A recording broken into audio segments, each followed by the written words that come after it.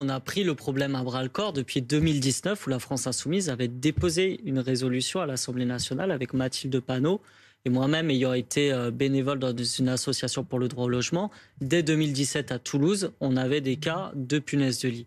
Alors, on peut traiter le sujet parfois un petit peu en rigolant ou en ironisant, mais le problème, c'est que c'est des démangeaisons, des allergies, des troubles du sommeil, des stress post-traumatiques, vous l'avez dit, et ça, excusez-moi l'expression, ça pourrit la vie des gens réellement, et pour s'en débarrasser, c'est une galère parce qu'on ne sait pas quel chemin prendre.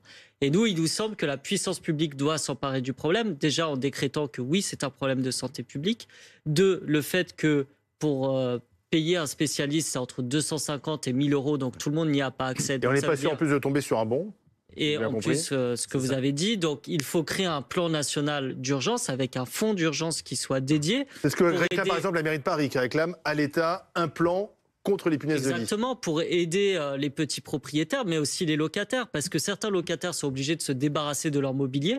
Donc, il faut un fonds d'indemnisation au moins pour qu'ils puissent racheter du mobilier. C'est un coût matériel, évidemment, puisqu'on perd de la literie, on perd peut-être des objets auxquels on est attaché. Et c'est un coût financier pour la société, puisque l'ANSES estime qu'entre 2017 et 2022, c'est pas moins d'1,4 milliard d'euros qui ont été dépensés par les ménages pour essayer de s'en débarrasser par tous les moyens. Pour toutes ces raisons, nous, on a déposé, encore une fois, on a fait un communiqué de presse, notamment en janvier 2013, et je pense qu'on va être proactif sur le sujet dans les semaines qui viennent pour que le gouvernement s'empare enfin de cette question-là.